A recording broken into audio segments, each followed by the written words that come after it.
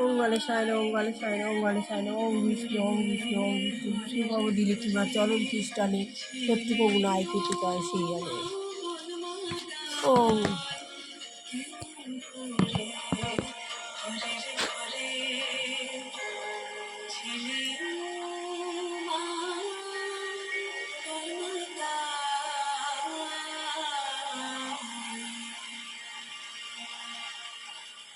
এবছর শীত যা থাকবে, যাবে না।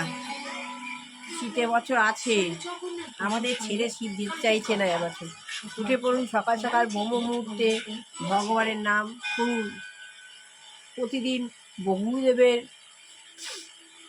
সঙ্গ করা আমার গুরু প্রচার, গুরুদেবের বাণী, গুরুদেবের গীতা। এসব তো আমাদের সবারই জানতে ইচ্ছে করে না, কি করে আমার স্থায়ী সুখ লাভ হবে।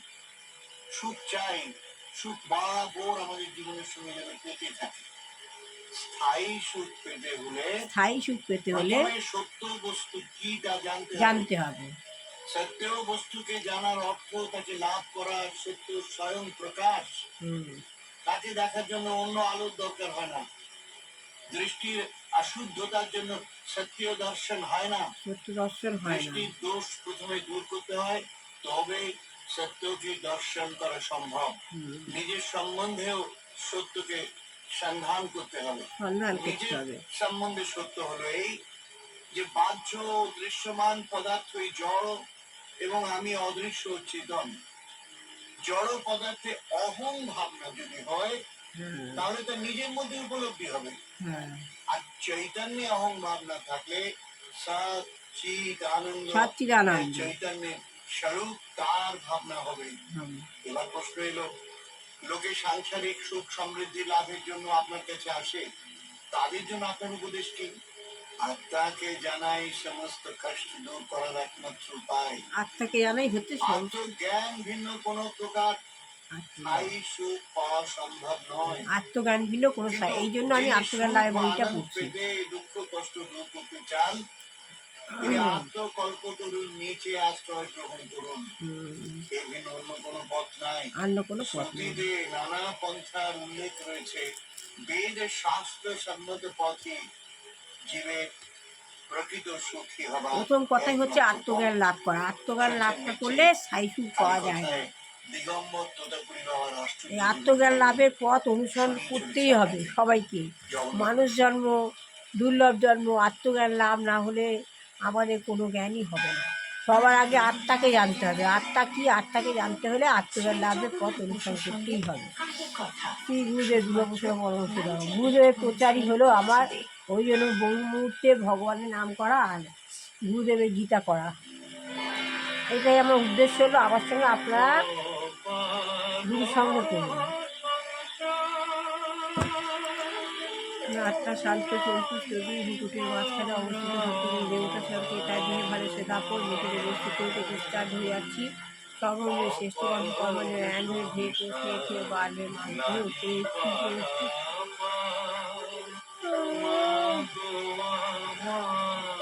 উপরে উল্টানো বৃক্ষ, ঊর্ধ্বে মূল অর্ধ শাখা।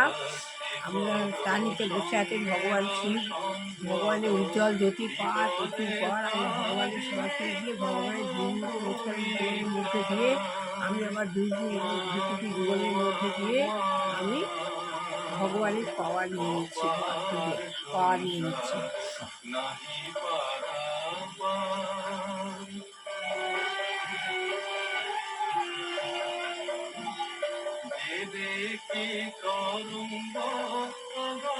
ভগবানের পাওয়ার নিয়ে আস্তে আস্তে নিচে নিয়ে আসছি।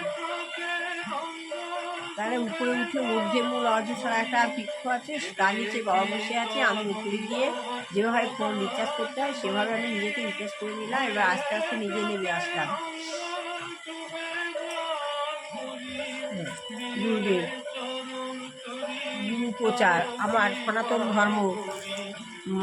সনাতন ধর্ম হচ্ছে চালিয়ে যেতে হয়, এতেই স্থায়ী সুখ আছে। আত্মজ্ঞান লাভ করতে গেলে আমাকে যত বেদ বেদান্ত যত ধর্মগ্রন্থ সেগুলোকে আমাকে করায়ত্ত করতে হবে, আত্মজ্ঞান লাভ করতে হবে। আত্মজ্ঞান লাভ করতে পারলে আমরা স্থায়ী সুখ পাবো। স্থায়ী সুখ কিসে? স্থায়ী সুখ হলো ভগবানের সঙ্গে সম্পর্ক যুক্ত করা। ওম মা সরস্বতী নম, ওম মা সরস্বতী নম, মা সরস্বতী নম। ভগবানের সঙ্গে যত সংযোগ স্থাপন করতে পারবো তত আমরা স্থায়ী সুখ পাবো। সুখ কিছুতে নেই, স্থায়ী সুখ একমাত্র ভগবানের সঙ্গে সংযোগ স্থাপন করাতেই হচ্ছে স্থায়ী সুখ।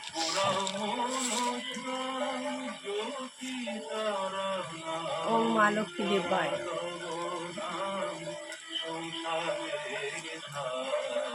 গীতা গীতা গীতা।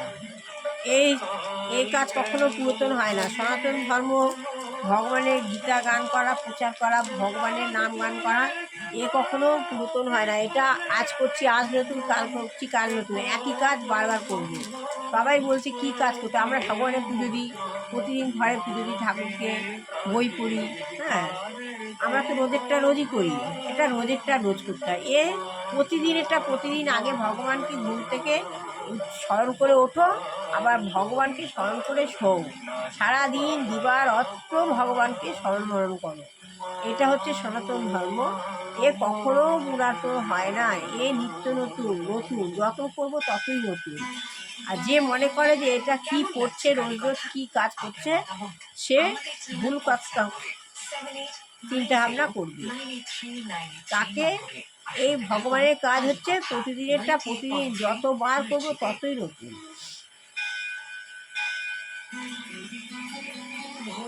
তাহলে মানুষ জড়জগতের বন্ধন থেকে মুক্ত হন। কিভাবে মুক্ত হন? এই মানব জীবনের উদ্দেশ্য হচ্ছে জড়জগতের বন্ধন থেকে মুক্তি লাভ করার পথে অগ্রসর হওয়া। আমরা যে জড়জগতে রয়েছি, এই সুখ আনন্দ শান্তি হেন তেন এটা ওটা সেটা, এগুলো সব জড়জগৎ। এই জড়জগতের বন্ধন থেকে আমরা কিভাবে মুক্তি লাভ করব? সেই মুক্তি লাভের পথে অগ্রসর হওয়া, তাকে বলা হয় অপবর্গ। এই মুক্তি লাভ কীভাবে লাভ করার পথে অগ্রসর হই, মুক্তি লাভ করার পথে অগ্রসর হই, এই মুক্তি লাভ করার পথ দিকে যে অগ্রসর হচ্ছি, এটাকে বলা হচ্ছে অপবর্গ। সব রকমের বন্ধন থেকে মুক্তি।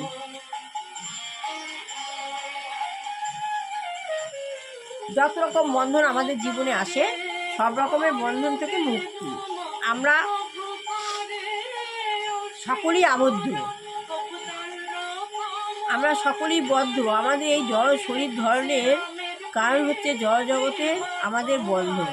আমরা যে এই জড় শরীরটাকে ধারণ করেছি, এই ধারণের কারণই হচ্ছে জড় জগতে আমাদের বন্ধন। আমাদের জড় জগতে, আমাদের এই পৃথিবী, আমাদের এই সংসার, এগুলো হচ্ছে জড় জগৎ।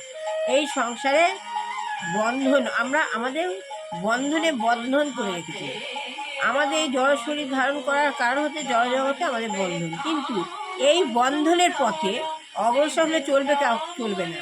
আমরা যত আবদ্ধ হয়ে পড়ছি, আমরা সংসারে এই কাজে আবদ্ধ হচ্ছি, ওই কাজে আবদ্ধ হচ্ছি, ওই কাজে আবদ্ধ হচ্ছি, নানা রকমভাবে আবদ্ধ হয়ে পড়ছি। এই যে বদ্ধ হওয়া, এই বন্ধনের পথে অগ্রসর হওয়া চলবে না। আমরা আবদ্ধ হয়ে পড়ছি, আমরা কি মুক্তি চাইব, কিভাবে আমরা বন্ধন থেকে মুক্ত হতে পারবো? শুধু এই বন্ধনে আবদ্ধ হয়ে চললে চলবে না, সেই পথকে বলা হয় কর্মবন্ধন। আমরা যে বন্ধনে পড়ছি, এটাকে বলা হচ্ছে কর্মবন্ধন। মন যতক্ষণ কর্মের প্রতি আসক্ত থাকবে, ততক্ষণ আমাদের জড়দেহ ধারণ করতে হয়। যতক্ষণ আমাদের মনে আসক্তি, কামনা, বাসনা এসব থাকবে, ততক্ষণই আমরা এই দেহ ধারণ করে থাকতে পারবো। মন থেকে যখন সরে যাবে, যে আর ভালো লাগছে না, আত্মাকে কিভাবে জানা যায়? শুনুন বলছে, আত্মাকে কিভাবে জানা যায়?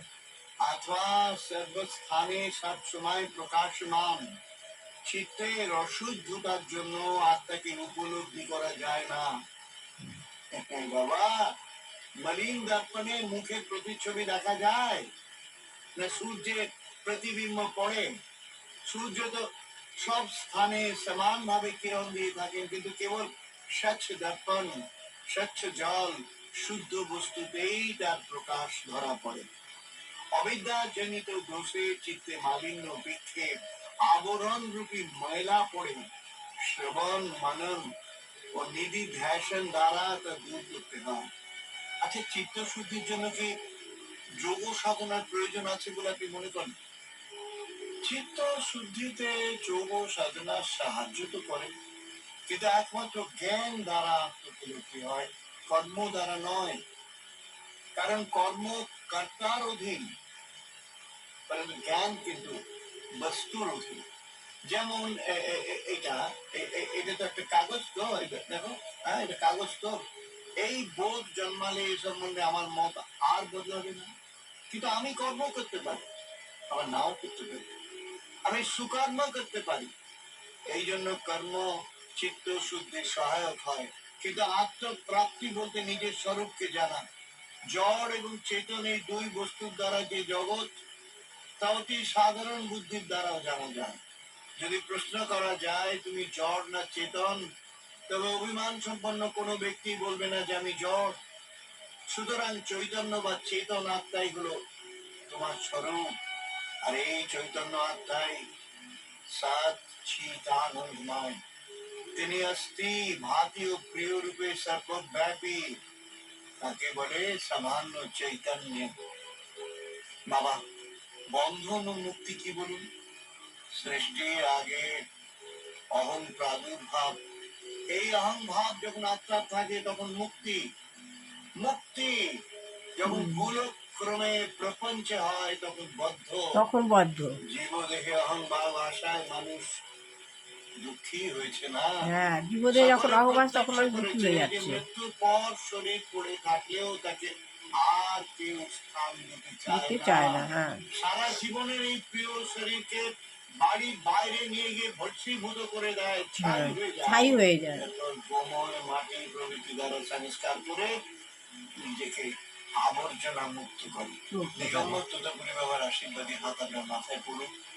ভালো থাকুন, আনন্দে থাকুন, সর্বৈব মঙ্গল হোক আপনার। শুনছেন মিচ্ছি কালীকথা, জগন্নাথ বসু। তাহলে হচ্ছে মৃত্যুর পর আর আমাদের আর এই জড় জীবনে আর কিছু থাকে না। আমাদের কী করে আমাদের ভস্মীভূত করে দেওয়া হয়, তারপর আবার নিজেকে শুদ্ধ করে নেওয়া হয়। তাহলে আত্মজ্ঞান লাভ করা, মৃত্যুর সময় আমাদের মনে চিন্তা হতে পারে, হায় এই কাজটি করা হলো না, হায় এখন আমি মরে যাচ্ছি, আমাকে এটি করতে হবে, আমাকে ওটি করতে হবে। তাহলে শ্রীকৃষ্ণ তখন আমাদের সেগুলি করার আরেকটি সুযোগ দেবেন। তখন আমাদের আরেকটি শরীর ধারণ করতে হবে। আমরা যখন মরি তখন মরার সময় অনেক কাজ বাকি থেকে যায়। এবার যেই আশা নিয়ে মরলাম সেই আশা নিয়ে আবার আরেকবার জন্ম নিতে হবে। ওই যে আশাটা নিয়ে রয়েছে মনের মধ্যে, তার জন্য আমাকে আরেকবার ফিরে আসতে হবে। সেই জন্য সুযোগ তাকে আবার সেই কথাই বলছেন যে শ্রীকৃষ্ণ তখন সেগুলি করার জন্য একটা সুযোগ দেবেন। ঠিক আছে, তুমি এটা করতে পারলে না, এখন এটা করো, এই শরীরটি গ্রহণ করো। তো শ্রীকৃষ্ণ তখন বলেন যে এটা করতে পারলে না, এখন তুমি এই কাজটি করো, আরেকটা শরীর গ্রহণ করো। তাই ভগবদ গীতায় বলা হয়েছে এই সমস্ত মুখেরা প্রমত্ত হয়ে পড়ছে, আর প্রমত্ত হয়ে আমাদের যা করা উচিত নয় তাই তারা করছে। তাহলে এই সমস্ত মানুষরা কী হচ্ছে, প্রমত্ত করছে, আর প্রমত্ত হয়ে তাদের যা কিছু করা উচিত নয় তাই করাচ্ছে। তাই তারা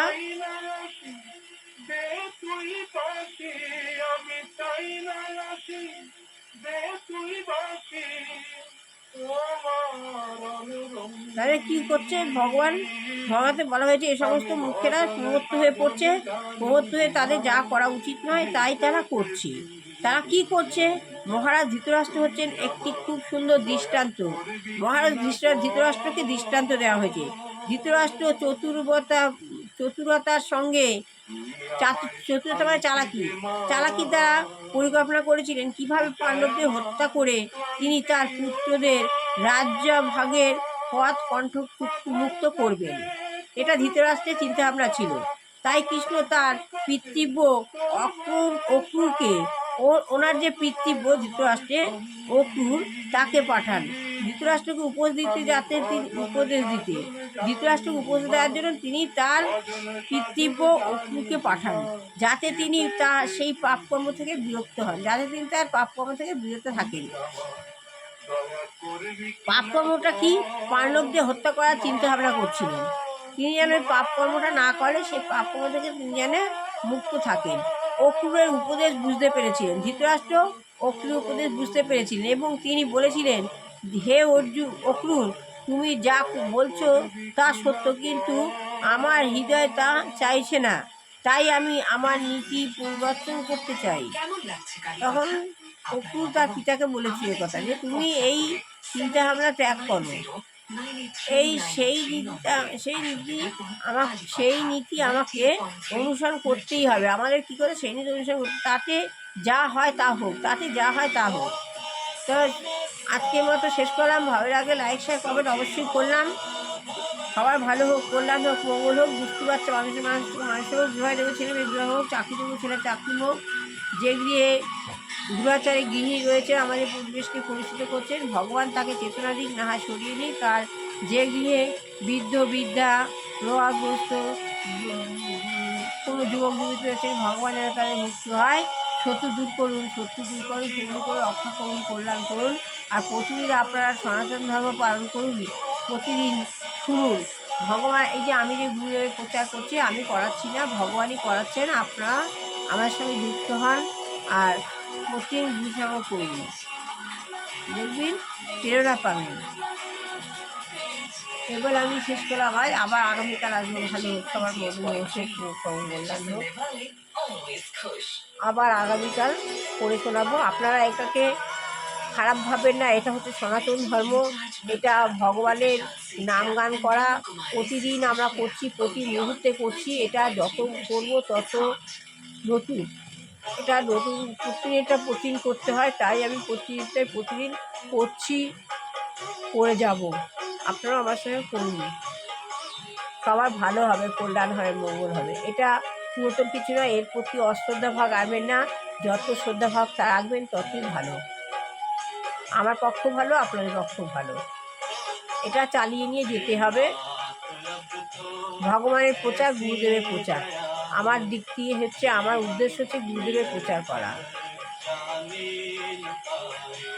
এই বলে আজ আমি শেষ করলাম। ভালো লাগলে লাইক শেয়ার কমেন্ট অবশ্যই করবেন। আবার আগামীকাল আসবো।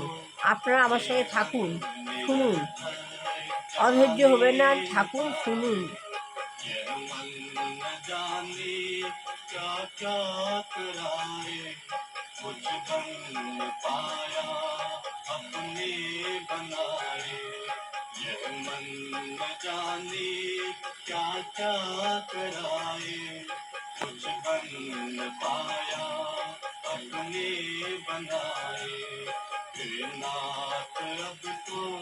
শ্রী গুরু, শ্রী গুরু, শ্রী গুরু, শ্রী গুরু, শ্রী গুরু।